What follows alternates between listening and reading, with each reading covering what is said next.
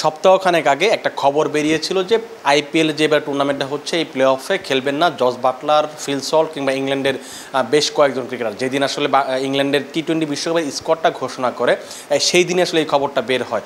এবং এই খবর বের হওয়ার পর কিন্তু আইপিএলের ফ্র্যাঞ্চাইজি বলুন কিংবা আইপিএলে যারা সমর্থক আছেন, ভারতীয় যারা আছেন, তাদের মাঝে একটা নেতিবাচক প্রভাব পড়েছে ইংল্যান্ডের ক্রিকেটারদের নিয়ে, জস বাটলারদের নিয়ে। কারণ আপনি যখন একজন ক্রিকেটারকে কিনবেন তখন আপনি চাইবেন যে ওই ক্রিকেটার জন্য পুরো মৌসুমের জন্য খেলে, এবং যখন একজন ক্রিকেটারকে আসলে নিলামে পাঠানো হয় কিংবা একজন ক্রিকেটারের সঙ্গে চুক্তি করা হয় তখন আসলে শুরুতে জেনে নেওয়া হয় যে আপনাকে কয় ম্যাচের জন্য পাওয়া যাবে এবং আপনি কতক্ষণ থাকবেন, কতদিন থাকবেন এই টুর্নামেন্টে। যেমন মুস্তাফিজুর রহমান, তার একটা ফিক্সড ম্যাচ ছিল, মুস্তাফিজ নিয়ে অবশ্যই আলোচনা করব। তার আগে আমরা ইংল্যান্ডের পার্টটা একটু শেষ করতে চাই। এই ব্যাপারটা হচ্ছে যে যখন ইংল্যান্ডের বিশ্বকাপ দলটা দেওয়া হয় সেদিন জানানো হয়েছিল যে যেহেতু 22 তারিখ থেকে, এই যে 22শে মে এই দিনটা থেকে পাকিস্তানের বিপক্ষে তারা একটা টি-20 সিরিজ খেলবে টি-20 বিশ্বকাপে যাওয়ার আগে এবং বিশ্বকাপের প্রস্তুতি নেওয়ার জন্য। তখন তাদেরকে আসলে পুরো যে ক্রিকেটার আছে, ইংল্যান্ডে যারা ক্রিকেটার আছেন তাদেরকে ইংল্যান্ড ক্রিকেট বোর্ড চাচ্ছে এবং এখানে একটা স্টোরি আছে। স্টোরিটা হচ্ছে যে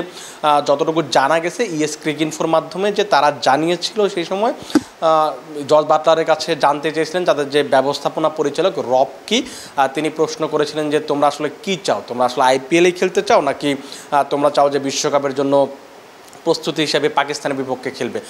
তখন বাটলারের পক্ষ থেকে উত্তরটা এমন ছিল যে তোমরা আমাদেরকে নিয়ে যাও এখান থেকে, মানে ভারত থেকে আইপিএল থেকে নিয়ে যাও এবং আমরা পাকিস্তানের বিপক্ষে খেলবো, বিশ্বকাপের প্রস্তুতি নিব এবং তারপরে বিশ্বকাপে খেলতে যাব। তাদের আসলে প্রাধান্যটা এমন যে আইপিএলের চেয়ে তারা পাকিস্তানের সিরিজটাকে বেশি প্রাধান্য দিচ্ছে টি-20 বিশ্বকাপের প্রস্তুতির জন্য। এবং যখন এই সিদ্ধান্তটা জানানো হয় তখন ইংল্যান্ডের পক্ষ থেকে কিন্তু বলা হয়েছে যে ঠিক আছে তাহলে তোমরা চলে আসো, প্লে অফটা খেলে আগামী 19 মে প্লে অফ শেষ হচ্ছে এবং তারপরে শুরু হচ্ছে গ্রুপ পর্বে খেলাটা শেষ হচ্ছে এবং তারপরে প্লে অফটা শুরু হচ্ছে। এবং যখন প্লে অফটা শুরু হবে তখন জস বাটলার বলুন, ফিল সল্ট বলুন, আরও যারা আছেন মঈন আলী, তাদেরকে পাওয়া যাবে না, সেই সংখ্যাটাই তৈরি হয়েছিল। কারণ হচ্ছে যে আপনি যদি কলকাতা নাইট রাইডার্সের কথা চিন্তা করেন, গত রাতে মুম্বাই ইন্ডিয়ান্সকে তারা হারিয়েছে, দারুণ একটা জয় পেয়েছে এবং ওই ম্যাচে তাদের হয়তো ফিল সল্ট ভালো করতে পারেনি, কিন্তু এই টুর্নামেন্টে পুরোটা জুড়েই ব্যাট হাতে ভালো সময় কেটেছে ফিল সল্টের। কিন্তু তারা প্লে অফে উঠলেও তাকে আসলে পাওয়া যাবে না। কারণ হচ্ছে যেটা বলছিলাম যে তাদেরকে আসলে পাকিস্তান সিরিজের জন্য ডেকে পাঠায়। শুধু ফিল সল্ট ব্যাপারটা এরকম না, মোট 8 জন ক্রিকেটার এইবারের আইপিএলে 15 জন ক্রিকেটার খেলছেন, 15 জন ক্রিকেটার খেলছেন আইপিএলে ইংল্যান্ডের, এবং তার মাঝে 8 জন সুযোগ পেয়েছেন বিশ্বকাপ দলে। যেহেতু আসলে আর বাকি যারা আছেন যে লিয়াম লিভিংস্টোনের কথা বলতে পারেন আপনি, জনি বেরেস্টো, স্যাম কারান, তাদের আসলে খুব বেশি সমস্যা নেই। কারণ হচ্ছে পাঞ্জাব কিংস ইতিমধ্যেই প্লে অফে যে দৌড়টা ছিল সেখান থেকে ছিটকে গেছে, আর তাদের নিয়ে খুব বেশি ফ্র্যাঞ্চাইজিদের আসলে আপত্তি বা শঙ্কা নেই। এখন সমস্যাটা হচ্ছে বড় যে 3 জনকে নিয়ে, ফিল সল্ট, জস বাটলার এবং হচ্ছে মঈন আলী।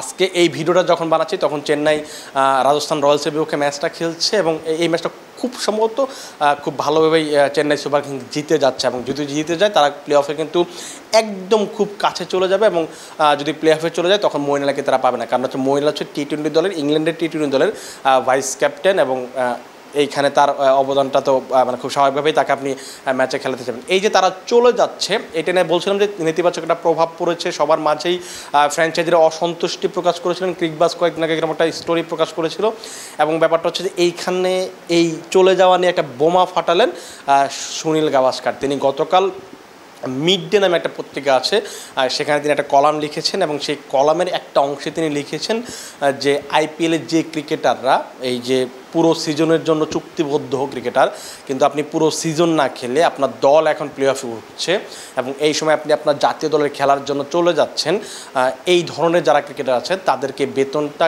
কেটে রাখতে বলা হয়েছে। এখন আসলে যে সুনীল গাভাস্কর যে পরামর্শটা দিয়েছেন সেটা আসলে কতটা যৌক্তিক আছে সেটা নিয়ে আসলে কথা বলা যেতে পারে। সুনীল গাভাস্করের একটা পার্সপেক্টিভে আপনি চিন্তা করেন যে সুনীল গাভাস্করের একটা পার্সপেক্টিভে চিন্তা করলে সুনীল গাভাস্করের কথাটা অবশ্যই সঠিক। কারণ হচ্ছে যে আপনি ধরুন জস বাটলারের কথা আমরা বলতে পারি যে রাজস্থান রয়্যালসের হয়ে শেষ কয়েক বছর ধরে নিয়মিত খেলছেন। তাদের একদম আপনার যদি মনে থাকে যে কোনো একটা মৌসুমে 4-5টা ডাক মেরেছিলেন জস বাটলার, কিন্তু তারপরও তাকেই তারা খেলিয়েছিল, কারণ তাদের আসলে বাটলারের উপর আত্মবিশ্বাসটা এত বেশি। এই সিজনেও কিন্তু বেশ কয়েকটা ম্যাচে তিনি ম্যাচ জয়ী ইনিংস খেলেছেন, সেঞ্চুরি করেছেন, এবং যেহেতু তারা প্লে অফের খুব কাছে, খুব সম্ভবত 16 পয়েন্ট নিয়ে প্লে অফে যাবে এরকম একটা অবস্থায়, একটা ম্যাচ জিতলে তারা প্লে অফে চলে যাবে। এখন তখন যখন আপনি এই যে জস বাটলারকে পাবেন না, তখন তো আপনার জন্য আসলে ওপেনিং কম্বিনেশন একটা বড় সমস্যা হবে, কারণ আপনি জানতেন যে জস বাটলারকে আপনি যদি ফাইনালে ওঠেন আপনি 17 ম্যাচের জন্য পাবেন, তার সঙ্গে চুক্তিটি আপনার 17 ম্যাচের জন্য। কিন্তু এখন তো আপনি যেহেতু 14 ম্যাচ পরে সে চলে যাচ্ছে, তখন আপনি 3 ম্যাচ আসলে কীভাবে কাভার আপ করবেন? জয় সাওয়ালের সঙ্গে আপনি কাকে ওপেন করবেন? আপনি তাদের হয়তো আরও ব্যাকআপ যারা আছেন, কিন্তু আপনার যারা ব্যাকআপ আছেন তারা কি আসলে জস বাটলারের মতো আপনাকে আসলে সেই ফলাফলটা দিতে পারবে কিনা, সেই পারফরমেন্সটা দিতে পারবে কিনা, সেটা কিন্তু একটা প্রশ্ন উঠছে। এবং রাজস্থান রয়্যালসের জন্য অবশ্যই চিন্তা ব্যাপার, কারণ লাস্ট কয়েকটা ম্যাচ ধরে তারা আসলে খুব ভালো করছে, ব্যাপারটা এরকম কিন্তু না। এখন যখন আসলে জস বাটলার চলে যাবে, তখন কিন্তু আরও বড় একটা সংখ্যা তৈরি করে। আপনি যদি নকআউট ম্যাচে গিয়ে, জস বাটলার কত বড় ক্রিকেটার আপনি জানেন, আর নকআউট যখন ম্যাচটা চলে যাবে, তখন এই ধরনের ক্রিকেটার যারা ম্যাচ জেতাতে পারে একাই, এই ধরনের ক্রিকেটার আপনার খুব বেশি প্রয়োজন পড়বে। আপনি আবার যদি কলকাতার দিকে তাকান, ফিল সল্ট সুনীল নারায়ণের সাথে খুব ভালো একটা রসায়ন জমে গেছে। তারা এই যে কলকাতা এত দ্রুত প্লে অফে উঠে গেছে, সেখানে কিন্তু এই জুটির একটা বড় অবদান আছে। এখন যখন আপনার ফিল সল্ট চলে যাবে, হয়তো এমন হতে পারে যে রহমানুল্লাহ গুরবাজকে খেলাবে, কিন্তু আসলে ফিল সল্ট যে ধরনের শুরুটা দিয়ে গেছিলেন, যেভাবে ধারাবাহিকভাবে পারফর্ম করেছেন, সেটা আসলে গুরবাজ দিতে পারবে কিনা, সেটা একটা ব্যাপার। এটা কিন্তু একটা কনসার্ন তৈরি করবে কলকাতার জন্য। আবার মঈন আলীর জন্য ব্যাপারটা অন্যরকম, কারণ মঈন আলী আসলে খুব বেশি ম্যাচ খেলার সুযোগ পাননি, কিন্তু লাস্ট 2-3টা ম্যাচে কিন্তু তিনি ভালো করছেন। গত ম্যাচে 50 করেছিলেন, আজকেও একটা ভালো ইনিংস খেলেছেন। সো এই যে আপনার যে খেলোয়াড়গুলো একদম কনফার্ম, সেই খেলোয়াড়রা যখন চলে যাবে, তখন তো আপনার টেনশন অবশ্যই হবে এবং কনসার্ন একটা জায়গা তৈরি হবে। এবং ব্যাপারটা হচ্ছে তখনই তিনি এই চিন্তাধারা থেকেই কিন্তু আসলে সুনীল গাভাস্কার বলেছেন যে যারা এই ধরনের একটা পরিস্থিতি তৈরি করে, তাদেরকে আসলে টাকা কেটে রাখা উচিত, যাদের যে বেতন, এই বেতনটা কেটে রাখা উচিত। এবং ব্যাপারটা আরেকটা ব্যাপার হচ্ছে যে তিনি আরেকটা ব্যাপার বলেছেন যে বোর্ডেরও একটা টাকা কেটে রাখা উচিত। বোর্ডের টাকাটা কেন কেটে রাখা উচিত, বা বোর্ডের টাকাটা আসলে এখানে কি, খেলোয়াড়দের ক্ষেত্রে বোর্ডের টাকা কেন আসে? এখন আইপিএল একটা রুলস আছে, যেটা হচ্ছে যে যখন কোনো ক্রিকেটার আইপিএলে খেলে, সেটা যেন অবশ্যই অনাপত্তিপত্র দরকার হয়। বাংলাদেশে যেমন মুস্তাফিজুর রহমান খেলেছেন, তিনিও তো অবশ্যই অনাপত্তিপত্র নিয়ে গিয়েছিলেন। এবং এই যে অনাপত্তিপত্র দেওয়া হয়, আইপিএলে খেলার জন্য ছেড়ে দেওয়া হয় ক্রিকেটারদের, এই নিয়ম, এই সুযোগের জন্য আইপিএল থেকে যে ক্রিকেটার বিক্রি হয়, যে দামে বিক্রি হয়, সেই স্যালারির 20% ওই দেশের ক্রিকেট বোর্ড ওটা যদি হিসাব করা যায়, আপনি ধরেন যে একজন ক্রিকেটার 10 কোটি টাকাতে আসলে আইপিএল দল পেয়েছে, এবং তখন ওই দেশের ক্রিকেট বোর্ড তখন 20% পাবে, অর্থাৎ 2 কোটি রুপি পাবে ওই দেশের ক্রিকেট বোর্ডটা। অর্থাৎ হচ্ছে এখানে 20% অবশ্য বিসিসিআই 10% দেয়, এবং আর বাকি 10% হচ্ছে আপনার ফ্র্যাঞ্চাইজির পক্ষ থেকে দেওয়া হয়। এইখানে গাভাস্কার যেটা বলেছেন যে এই যে ফ্র্যাঞ্চাইজির পক্ষ থেকে 10% দেওয়া হয়, এই 10% তিনি কেটে নিতে বলেছেন। কারণ হচ্ছে যে যেহেতু তারা ক্রিকেটাররা না থাকার কারণে বিপদে পড়তে হচ্ছে, এই সমস্যার সমাধানের কারণেই কিন্তু তিনি এই পরামর্শটা দিয়েছেন। এবং সেটা যদি হয়, সেটা কিন্তু বোর্ডগুলোকে তখন চিন্তায় ফেলবে, কারণ তখন কিন্তু এই বোর্ডগুলো যখন ক্রিকেটারদেরকে ডেকে পাঠানোর আগে অবশ্যই চিন্তা করবে। এখন অনেকেই প্রশ্ন করছে, বা আমি অনেক জায়গায় দেখছিলাম যে এই যে ইংল্যান্ডের ক্রিকেটারদের বা বাটলারদের টাকা কেটে রাখতে বলা হচ্ছে, এটা কি আসলে মুস্তাফিজের ক্ষেত্রেও প্রযোজ্য হবে কিনা? মুস্তাফিজের টাকাটা আসলে, যেহেতু মুস্তাফিজ কয়েকটা ম্যাচ 9টা বা 10টা ম্যাচ খেলে চলে এসেছে, তার ক্ষেত্রে ব্যাপারটা প্রযোজ্য কিনা? তার ক্ষেত্রে ব্যাপারটা একটু অন্যরকম। মুস্তাফিজকে অ্যাঙ্গেল করে আসলে গাভাস্কার কিছু বলেননি, কারণ হচ্ছে মুস্তাফিজের সাথে যখন চুক্তিটা হয় চেন্নাই সুপার কিংস জানতো যে মুস্তাফিজকে আমরা 9 থেকে 10টা ম্যাচের জন্য পাবো, এর বেশি পাবো না, তখন তাকে ওইভাবে টাকা কেনা হয়। এবং মুস্তাফিজকে 2 কোটি রুপিতে কেনা হয়েছিল।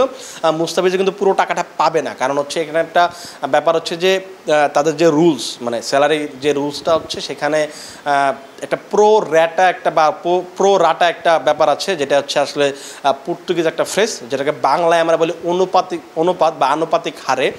আপনি ধরুন 14টা ম্যাচ খেলবেন, ধরুন আপনার দল প্লে অফে যায়নি, আপনি 14টা ম্যাচ খেলবেন, আপনি যদি 2 কোটি টাকা বিক্রি হন, প্রত্যেক ম্যাচের জন্য আপনি কত টাকা করে আসলে পাবেন, সেটার উপর নির্ভর করে আপনি কতটা ম্যাচ খেলেছেন এবং কত ম্যাচ অ্যাভেলেবেল ছিলেন, সেই অনুপাতটা হিসেব করে আপনাকে টাকা দেবে। অর্থাৎ মুস্তাফিজুর রহমান যেহেতু $2 কোটি টাকায় বিক্রি হয়েছেন, 9টা বা 10টা ম্যাচ খেলে চলে এসেছেন এবং সেই ম্যাচের জন্য শুধু টাকাটা পাবেন। এবং গাভাস্কার যে কথাটা বলছেন যে তাদের টাকাটা কেটে রেখে দাও যারা দেশের খেলার জন্য এখন আসলে আইপিএল ছেড়ে চলে যাচ্ছে, এটা আসলে শুধুমাত্র ইংল্যান্ডের ক্রিকেটারদের লক্ষ্য করেই বলেছেন, বাটলারদের বিপক্ষেই বলেছেন এবং তারটা আসলে এটা আসলে কার্যকর হবে কিনা এটা আসলে বলা কঠিন। কারণ আসলে ক্রিকেটারদের সঙ্গে ফ্র্যাঞ্চাইজিদের যে ধরনের সম্পর্ক, আর বাটলার ধরুন বেশ কয়েক বছর ধরে যেহেতু রাজস্থান রয়্যালসের হয়ে খেলছেন, তাদের একটা অবশ্যই সম্পর্ক আছে।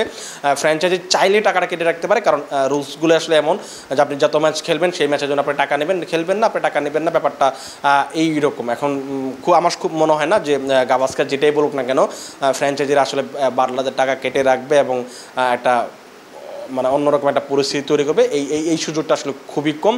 কিন্তু আসলে এই ভবিষ্যতের জন্য এটা একটা বড় ব্যাপার হতে পারে। কারণ হচ্ছে যে আপনি যখন এই মুহূর্তে চলে যাবেন তখন অবশ্যই ফ্র্যাঞ্চাইজিরা একটা ঝামেলায় পড়তে যাচ্ছে, বিপদে পড়তে যাচ্ছে, সেটাকে আপনার আসলে কনসার্ন থাকতে হবে এবং আগে থেকে আসলে ফিক্সড করতে হবে যে আমি এই কয় ম্যাচ অ্যাভেলেবেল থাকবো। এটা আসলে ক্রিকেটারদের একটা দায়িত্ব, কারণ আপনি একটা দলের হয়ে খেলছেন, সেই দলকে বিপদে ফেলে যাওয়াটাও যেমন আপনার দায়িত্ববোধের মধ্যে পড়ে না, এবং ফ্র্যাঞ্চাইজিরও আসলে কিছু ব্যাপার থাকে বা ওই ক্রিকেট বোর্ডের ব্যাপার থাকে, কারণ আপনার আসলে জাতীয় দলের এই খেলাটা আসলে অনেক বড় ব্যাপার, অনেক সময় কাজ করে। যেহেতু সামনেই বিশ্বকাপ, অবশ্যই ইংল্যান্ড ক্রিকেটার এই জন্য আসলে বিবেচনা করেছেন। এখন দেখা যাক যে এর আসলে কোনো ফলাফল আসে কিনা। এটা সম্ভাবনা, আমার কাছে মনে হয় যে এরকম সম্ভাবনা কম তাদের টাকা কেটে রাখার। আপাতত আসলে এই পর্যন্তই আপনাদের সঙ্গে আলোচনা। আগামী দিন নতুন কোনো টপিক নিয়ে নতুনভাবে আলোচনা করব। আপনারা সে পর্যন্ত ভালো থাকুন, সুস্থ থাকুন এবং ক্রিক ফেঞ্জির সাথেই থাকুন।